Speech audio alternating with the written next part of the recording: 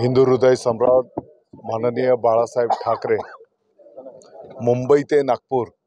साधारणपणे 701 किलोमीटरचा अंतराचा हा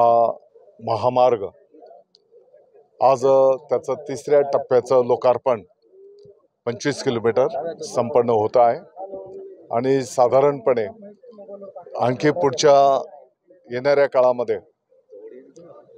ऑगस्ट 24 पर्यंत उर्वरित 76 किलोमीटरचं या महामार्गाचं काम त्या ठिकाणी पूर्ण होईल। आपल्या सर्वांना ठाऊक आहे की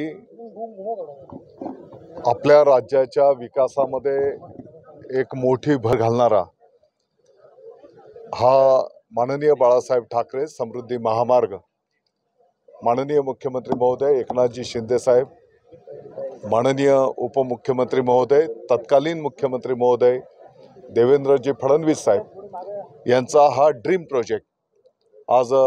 या ठिकाणी तिसरा टप्पा त्याचं लोकार्पण संपन्न होतं आहे।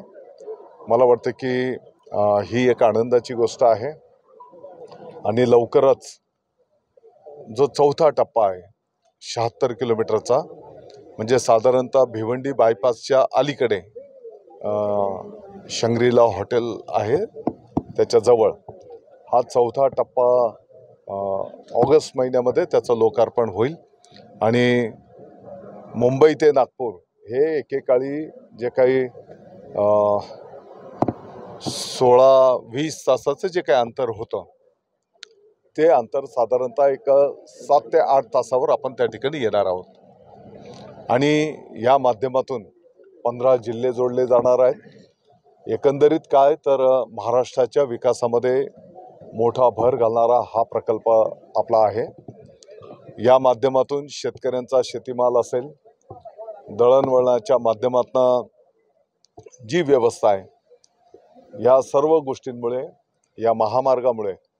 मोठ्या प्रमाणात वेळेची बचत होणार आहे, मोठ्या प्रमाणात इंधनाची बचत होणार आहे आणि वाहनांच्या घसाऱ्याची मोठ्या प्रमाणात बचत त्या ठिकाणी होणार आहे। आता जर आपण बघितलं तर नॅशनल हायवे 3 जो जुना आपला राष्ट्रीय महामार्ग आहे इगतपुरीच्या जवळ फक्त अर्धा किलोमीटरवरनं आपण समृद्धी महामार्गाला जोडले जाणार आहोत आणि म्हणून पुढच्या टप्प्यामध्ये जो काही मुंबईकडे पण जॉईंट होईल त्याच्याने तर जसं आता मुंबई नाशिक जवळ आलंय त्याच पद्धतीने नाशिक पण आता मुंबईच्या आणि नागपूरच्याही जवळ येईल।